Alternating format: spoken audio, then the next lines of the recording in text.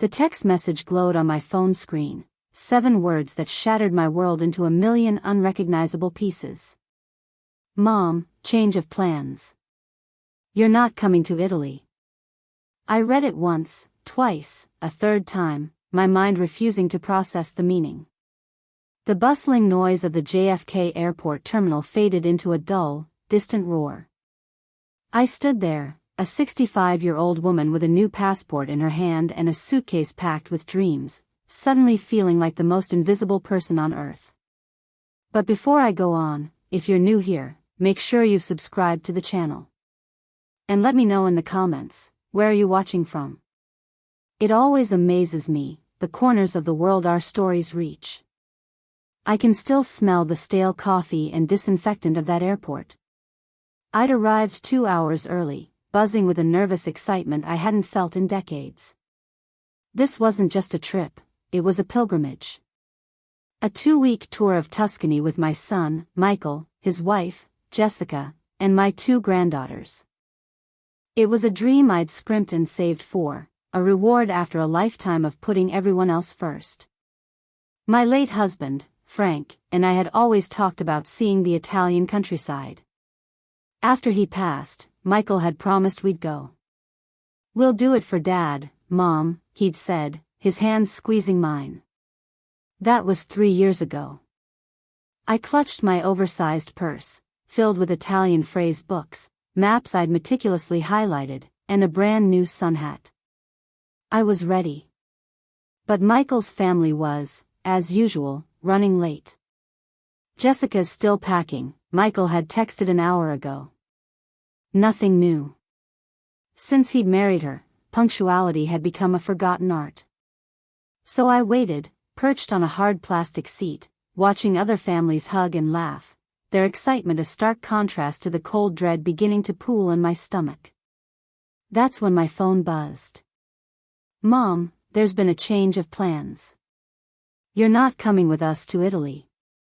Jessica thinks it's better if it's just us, the core family. We'll explain when we get back." Core family. The words were a physical blow. As if I were an add-on, an optional accessory. My vision blurred. I forced myself to look up, my eyes scanning the departures hall. And then I saw them. Through the giant glass windows, already on the air bridge, about to board the plane. Michael, Jessica, and my granddaughters, Sophie and Emma. They were laughing. Sophie was pointing at something, her face alight with joy. Michael was checking his phone, that familiar frown of concentration on his face. Probably checking to see if his cruel message had been delivered. They never once looked back for me. My hands trembled so violently I nearly dropped my phone. Without a second thought, I grabbed the handle of my suitcase, turned my back on the gate, and walked out of the terminal. The New York air was thick with humidity, but I felt frozen to my core. The taxi ride back to my Queens apartment was a blur. I walked into the silence, the cheerful Bon Voyage banner my neighbor had hung now seeming like a mockery. I didn't even bother to turn on the lights. I went straight to the small desk in my bedroom and pulled out the bottom drawer. There, in a faded red folder, was the truth I had been too blind to see for years. The deed to Michael's house. The beautiful, 3-bedroom colonial in Westchester I had bought for them as a wedding gift 6 years ago. The house where I was only invited for major holidays, and even then, made to feel like I was intruding on their private family time. The house whose final mortgage payment I had wired from my own retirement savings just 3 months prior. The house that was still, legally and unequivocally, in my name. Michael had always waved it off. "It's just a formality, Mom. We'll get to the paperwork eventually." Now, I saw his forgetfulness for what it was, calculated convenience. I was good for the down payment, good for the monthly mortgage, good for free babysitting. But I wasn't good enough for a seat on a plane to Italy. I wiped away hot, angry tears and picked up my phone. My fingers, now steady with a strange, cold resolve, dialed a number. Mr. Evans? It's Carol Dawson. You remember that property you helped me with, the one in Westchester for my son? Yes, that one. I need to know my legal rights. All of them. As I spoke with my lawyer, a terrifying calm settled over me. The fog of heartbreak lifted, replaced by a crystal-clear clarity. I saw the pattern now, the increasingly impersonal birthday gifts, a generic scented candle last year, the way my suggestions were dismissed as old-fashioned, the slow erosion of my role from beloved grandmother to occasional babysitter and financial backstop. Mr. Evans confirmed everything. The house was mine. I could sell it, burn it to the ground, or give it away. There was no legal agreement, no promise of transfer. How quickly can you sell it? I asked, my voice firm and foreign to my own ears. With a motivated buyer? 10 days. Maybe less. Their Italian vacation was for 12 days. I opened my laptop, the glow of the screen illuminating my determined face. I found the contact for Linda, a real estate agent I knew from my old book club. Linda, I typed. I need to sell a house. Immediately. It's a matter of self-respect. That night, I didn't shed another tear. I made a cup of tea, sat by my window, and watched the city lights. For the first time in years, my mind wasn't filled with worries about Michael, Jessica, or the girls. It was filled with me. Carol. The woman who, before she was a wife and a mother, had dreamed of being a photographer. The woman who had put her own dreams in a box labeled later, that had nearly been buried forever. That text message at the airport wasn't just a cancellation. It was an eviction notice from my own family. Well, if that was the game, I decided I would play to win. I took out a fresh notebook. On the first page, I wrote a single word, freedom. While their plane soared over the Atlantic, I began my own journey. The following week was a whirlwind. Linda found a young, childless couple, both architects, who fell in love with the house and made a cash offer above asking price within 48 hours. I used my key, the one for emergencies, Mom, to let them in for a viewing. The neighbor, Mrs. Gable, saw me just grabbing a few of my things while they're away.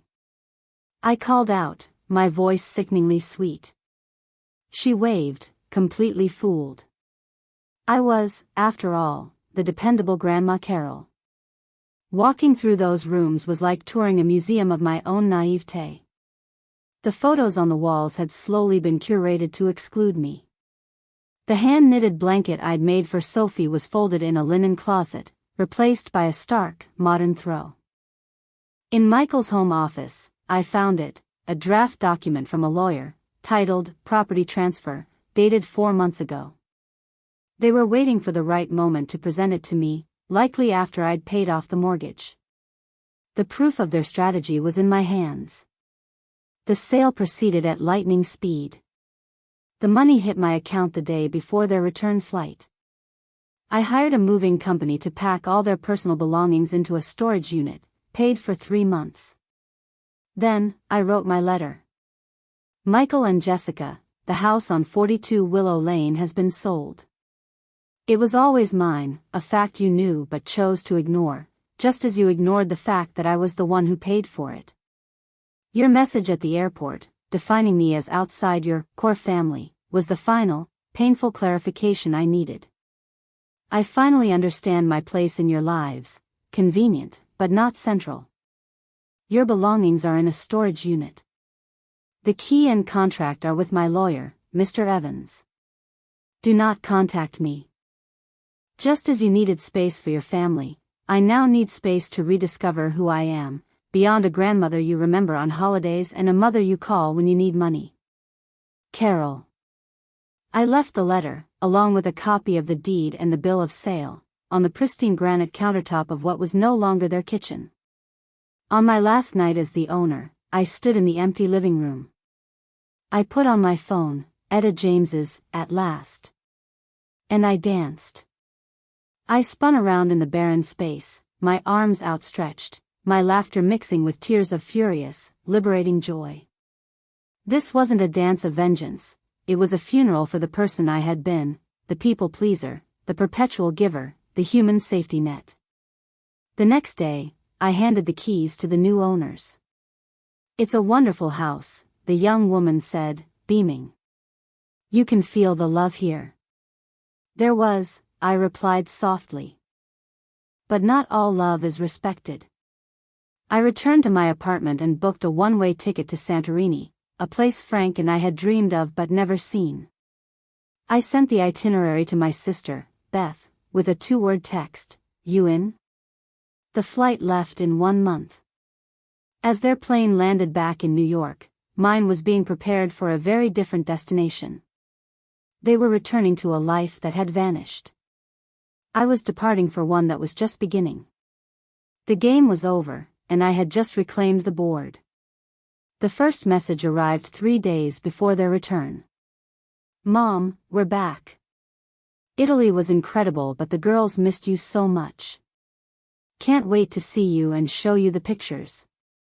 I stared at the screen, the hypocrisy so dense I could taste it, like ash in my mouth. No apology. No acknowledgement of the nuclear bomb they had dropped on our relationship. Just a resumption of the old script, where I was expected to play my part, the forgiving, ever-available mother, thrilled with any scrap of attention. I didn't reply.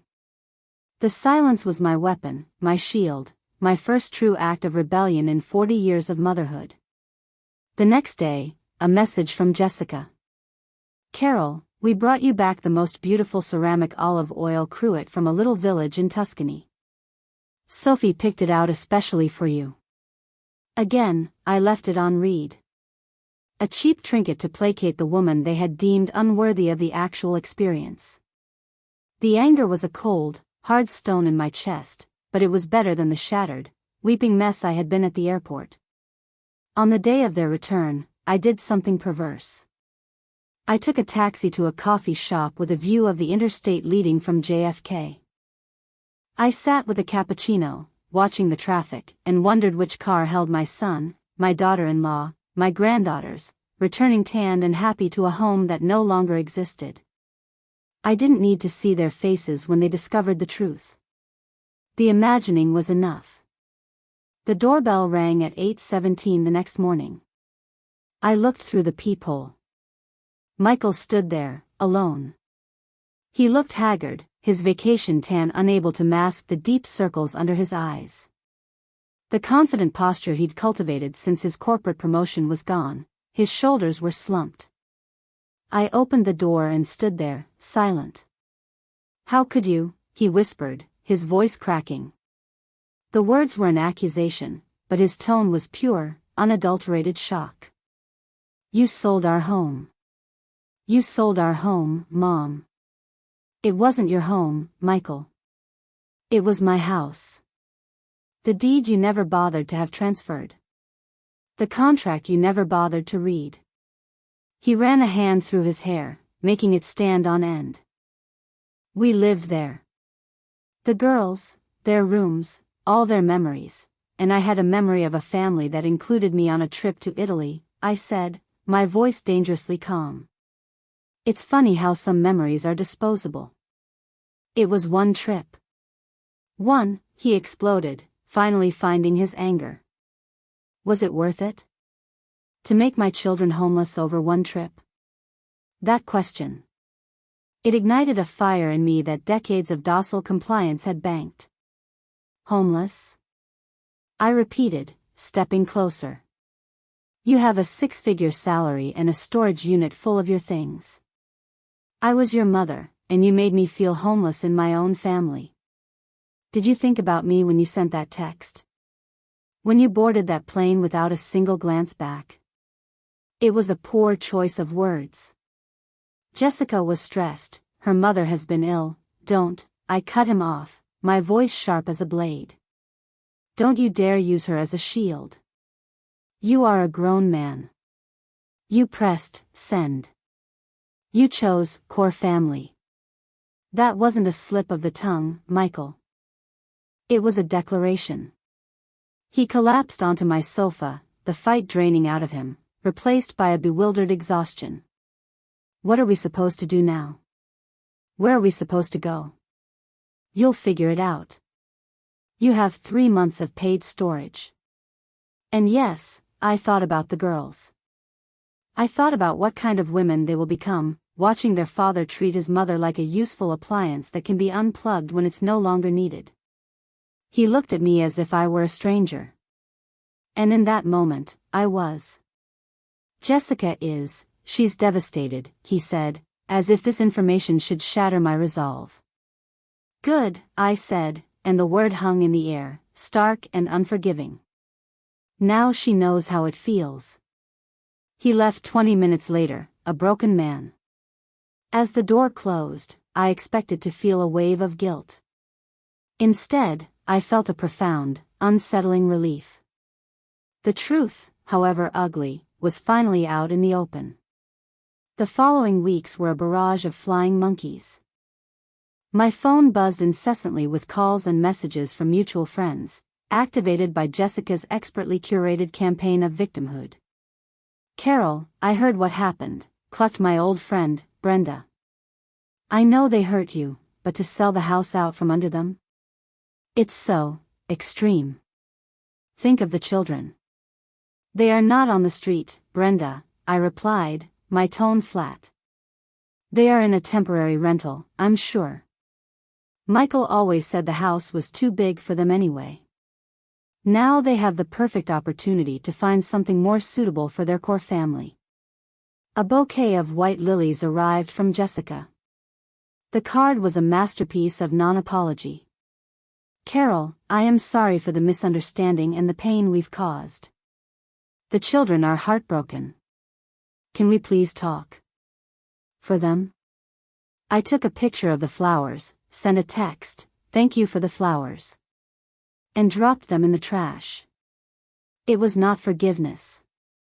It was a receipt of delivery. The most painful visit was from Sophie, my 8-year-old granddaughter, delivered to my doorstep by a harried-looking nanny. Grandma, she cried, launching herself into my arms. I missed you. We brought you a present but Daddy said we can't go home. Why can't we go home? I held her tight, my heart cracking. I missed you too, my sweet girl. Grown-ups are just figuring some things out. The nanny handed me a thick, cream-colored envelope. Inside was a formal, embossed invitation to a Fresh Start family dinner at their new rental home. That night, I called Michael. I got the invitation. Oh, good, he said, his voice flooding with relief. So you'll come? No, the silence was deafening. Mom, what do you want from us? We're trying. I don't want anything from you. That's the point. For years, you wanted everything from me, my money, my time, my silence, and gave back crumbs of inclusion. Now, I'm keeping everything for myself. And the girls? You'll punish them, too. I will see Sophie and Emma 1 weekend a month. Alone. Just as you wanted a trip to Italy without me, I want time with my grandchildren without you. You're using them as pawns, he spat. No, Michael. I'm building a relationship with them that isn't filtered through your convenience. I'm setting a boundary. Something I should have done the first time Jessica suggested I wasn't needed for a holiday. I hung up, my hands steady. The adrenaline was no longer from fear, but from power, the power of finally saying no. 2 days later, Jessica appeared at my door. She was impeccably dressed, but her eyes were red-rimmed. Carol. Can we talk? Woman to woman. I let her in. We sat across from each other, a chasm of resentment between us.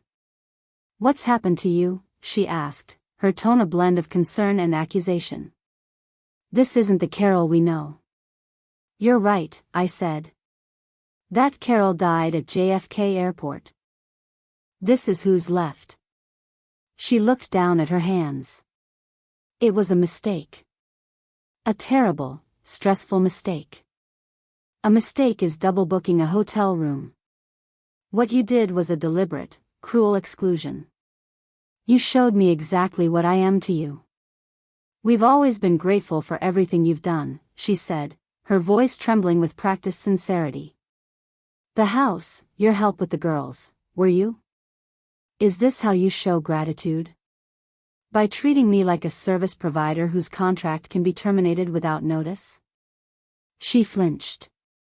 We were trying to build our own family unit. Sometimes that requires boundaries. Boundaries? I let out a dry, humorless laugh. It's fascinating how those boundaries were never necessary when you needed a down payment for a car, or a last-minute babysitter, or my signature on a mortgage document. She had no answer for that. The mask had slipped, revealing the cold calculation beneath. What will it take to fix this? There is nothing to fix, I said, my voice calm and final. You made your choice. I made mine. Now we all get to live with the consequences. After she left, the silence in my apartment felt different. It wasn't empty, it was full of my own presence. For the first time, I occupied the space completely. The following weekend, I kept my promise. I picked up Sophie and Emma. We went to the Natural History Museum, ate dinosaur-shaped chicken nuggets, and I bought them ridiculously overpriced geodes from the gift shop. I didn't mention their parents once. We talked about stars and fossils and their favorite books. It was the purest, most joyful day I'd had in years.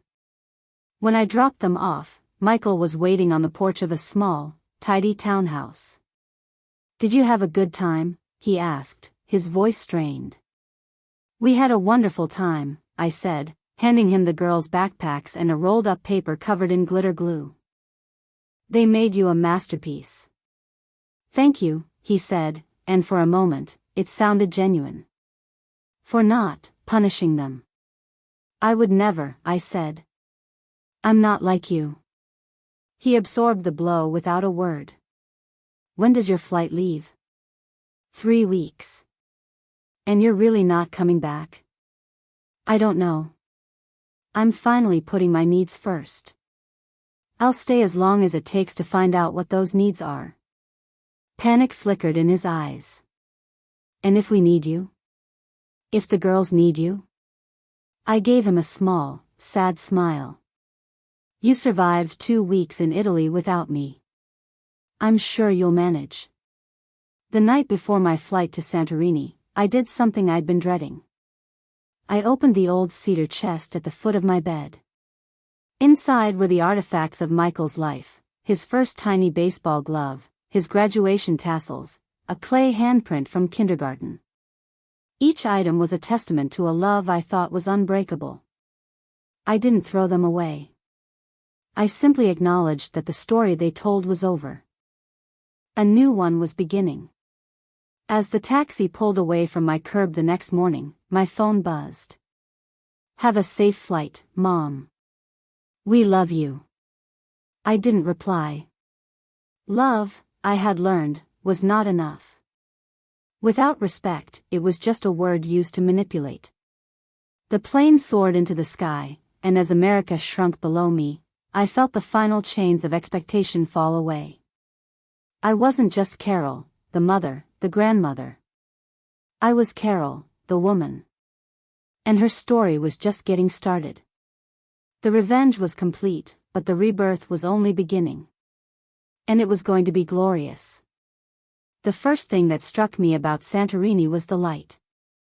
It was a quality of gold I had never seen before, pouring over the whitewashed buildings and the impossibly blue dome of the Aegean Sea.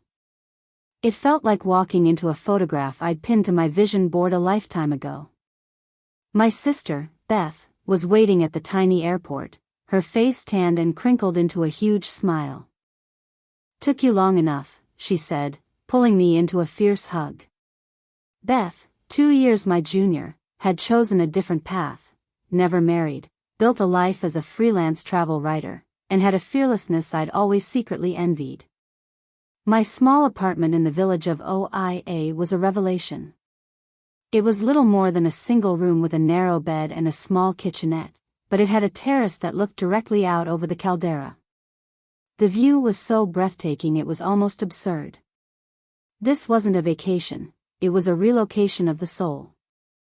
For the first few days, I did nothing but exist. I sat on that terrace with my morning coffee, watching the cruise ships slide into the distant harbor like silent ghosts. I felt the sun warm my skin, a different heat from the anxious humidity of New York. I let the silence settle around me, not as an emptiness, but as a balm. My phone remained mostly off. I turned it on once a day, in the evenings, to make a short video call to Sophie and Emma. We kept it light. They showed me their new rooms, I showed them the donkeys climbing the steep steps of the village. We never mentioned their parents, and the unspoken agreement was a relief. They were the innocent bridge, and I was careful to keep it sturdy. A week after I arrived, Beth dragged me to a small taverna tucked away from the tourist throng. It was owned by a widower named Yanis, a man with kind eyes and hands scarred from a lifetime of fishing and masonry. His English was as limited as my Greek, but he and Beth had an easy, bantering friendship. "This is my sister, Carol," Beth announced. "She's recently retired, from her family." Yanis looked at me, his gaze thoughtful. He placed a carafe of local wine and a plate of grilled octopus in front of us. "Welcome," he said simply. "The sea and the sun here, they fix many things." It was the first time anyone had acknowledged my brokenness without pity or judgment. I felt a lump form in my throat and simply nodded my thanks. As the weeks melted into a month, a new rhythm established itself. Mornings were for my terrace and my thoughts. Afternoons were for exploration, often with Beth, sometimes alone. I started carrying the old, neglected camera Frank had bought me. At first, my fingers were clumsy on the dials, but slowly, the instinct returned. I photographed doorways draped in bougainvillea, the intricate patterns of shadows on white walls, the profound wisdom in the face of an old woman hanging her laundry. I was no longer just seeing the world, I was framing it, finding beauty on my own terms. One evening, I turned on my phone to find an email from Mr. Evans. Michael had hired a lawyer. They were contesting the house sale, claiming a verbal agreement and unjust enrichment. A cold knot tightened in my stomach, but it wasn't fear. It was a profound disappointment that curdled into resolve. That night, I called Michael. The connection was crackly, the time zone difference making the conversation feel even more disjointed. "Mom? Is everything okay?" He sounded surprised, and faintly hopeful. "I got the email from Mr. Evans. You hired a lawyer." A pause. "You left us no choice. That house was our home. We had an understanding." "What understanding, Michael? The one where you took everything and gave back nothing until it was convenient? The draft property transfer I found in your desk, was that part of our understanding, too?" The silence on the other end was heavy. When he spoke, his voice was low. "That was Jessica's idea. She thought it was time to make things official. And you decided the time to make it official was after I'd been excluded from the family? After I'd paid the last dime? You don't get to pick and choose when I'm family and when I'm a business partner, Michael. I suggest you drop the lawsuit. It will only waste money you now desperately need for rent, and it will be humiliating when you lose. You've become so hard, Mom." His voice was a whisper. "I don't even know you anymore." "Maybe you never did," I said softly, and ended the call. I didn't cry. I walked out onto my terrace, the vast, star-dusted sky a comfort. The next day, I asked Yanis if he knew anyone who taught painting. My revenge was legal and financial, but my resurrection, I was realizing, had to be creative. Yanis introduced me to Eleni, a fiery artist in her 70s who ran a small studio in a cave-like building in Fyra. Her hands were stained with paint, and she had no patience for timidity. "You are not too old to learn," she declared, looking me up and down. "But you are too old to waste time being afraid." So, we begin. The first time I mixed the cerulean blue for the sea and watched it bleed into the white of the paper for the buildings, I felt a jolt of pure, unadulterated joy. It was messy. It was imperfect. It was entirely my own. Back in New York, autumn was turning the leaves. In Santorini, the tourist season was winding down, revealing the island's quieter, more authentic heart. My video calls with the girls continued, but they were becoming shorter, less frequent. They were adapting to their new life, as children do. It was a bittersweet ache, but I understood it was necessary. In mid-November, an email arrived from Jessica. It was different from the others. "Carol, I hope Santorini is treating you well. The photos you send the girls are beautiful. They have a special album on the iPad just for them, I am writing to apologize. Not for the legal mess, or the inconvenience, but for the profound hurt we caused you. Michael and I have started couples therapy. It's been illuminating. We've had to confront some ugly truths about the dynamic we created, how we normalized taking your generosity for granted, and worse, how we exploited your love, knowing you would never set a firm boundary, I don't expect forgiveness. I'm not asking you to come back or change anything. I just wanted you to know that your decision, as painful as it was for us, forced a reckoning we desperately needed. Michael is struggling with it more than I am, the guilt is heavy for him. But we are trying to change, the girls are well. We miss you, and we are learning to respect the journey you are on, Jessica. I read it 3 times, looking for the manipulation, the hidden plea. But it wasn't there. This was the first genuine, unvarnished truth I had received from her in years. I showed it to Beth over dinner. "It seems real," she said, pushing the tablet back to me. "But the question is, what do you think?" "I think they're finally seeing the pattern," I said slowly. "Not just the single act, but the whole tapestry of disrespect." "And does that change anything for you?" I looked out at the dark sea, dotted with the lights of fishing boats. "No. Not really. It doesn't bring back the house. It doesn't erase the airport. But it makes the future less bleak." That night, I wrote a short reply. "Jessica, thank you for your email. I appreciate the honesty. I am also on a journey of healing and self-discovery. I'm glad you are seeking help, the girls are always welcome in my life, and honest communication between us adults is a start. Carol, it was a ceasefire, not a surrender." December arrived, and with it, a chill in the air even in Greece. Eleni entered one of my watercolors, a simple study of my terrace at dawn, into a small local art show. To my utter astonishment, it sold. On the night of the opening, standing in the crowded little gallery, I felt a hand on my shoulder. I turned, and my breath caught in my throat. It was Michael.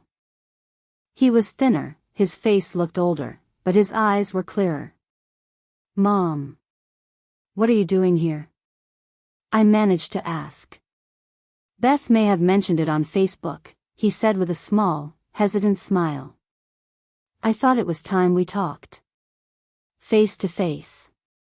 We went to a quiet cafe. He didn't mention the lawsuit, the house, or Jessica. He looked at me, really looked at me. "Your painting, it's good. I didn't know you could do that." "I didn't either," I admitted. He stirred his Greek coffee. "Therapy's been hard. Looking at how I treated you, the person who loved me most." His voice broke. "I used your love as a currency, Mom. I spent it freely, never thinking the account could run dry. I'm so sorry." This was not the forced apology from my apartment in Queens. This was raw, painful, and real. I still love you, Michael. That never stopped. I know. And I don't deserve it. He took a deep breath. I'm not here to ask for anything. I'm here to say I see you now. Not as my mom, but as Carol. And I'm trying to be someone worthy of being your son again. We talked for an hour. About the girls, about his new job that was less prestigious but more fulfilling, about the small, rented house that was forcing them to live as a real family, not just play act one in a showroom. When he left to catch his flight back, he hugged me. It wasn't the quick, obligatory hug of recent years. It was the full, heartfelt embrace of my little boy, returned to me, scarred and humbled, but finally awake. That night, I painted. I painted a memory I hadn't allowed myself to visit in years, a beach in Cape Cod, where a 5-year-old Michael and I had built an elaborate sandcastle, laughing as the tide slowly, inevitably, washed it away. I didn't try to fight the water as it bled on the paper. I let it flow, let it reshape the castle into something new, something abstract and beautiful in its impermanence. I called it reconstruction. Christmas in OIA was quiet and magical. Beth and I cooked a simple meal and ate it on my terrace under a blanket of stars. We video-called the girls, who were vibrating with excitement in their pajamas. Their Christmas tree was smaller, their living room more modest. But the joy on their faces was undimmed. Jessica waved from the background, her smile tentative but genuine. In January, as a cold wind whipped off the sea, I made a decision. I called Michael. I'm coming back to New York in the spring. I heard his sharp intake of breath. For good. For a while. But on my terms. I've rented a small apartment in the city. I'm not a live-in babysitter. I'm going to keep painting. I found a studio that offers classes. Of course, Mom. Your time is your own. We're learning about boundaries. Real ones. The kind that protect relationships instead of destroying them. When I returned to New York, it was not as a defeated woman slinking back, but as a conqueror returning to survey a changed kingdom. Michael, Jessica, and the girls met me at the airport.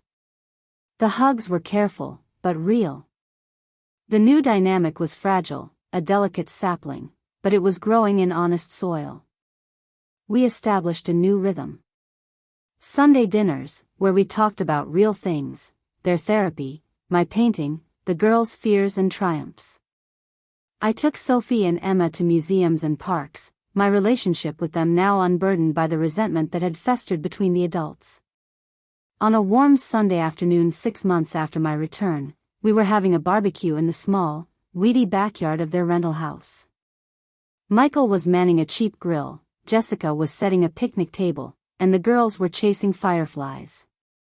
It was messy, imperfect, and utterly real. Michael came over, a glass of wine in his hand. You know, I never properly thanked you, he said quietly. For what? For having the strength to do what you did. For not just taking it. If you had, we'd still be that miserable, fake, entitled family in that big, empty house. You didn't just save yourself, Mom. You saved us, too. I looked at my son, at the man he was becoming, and finally felt the last shard of ice around my heart melt away.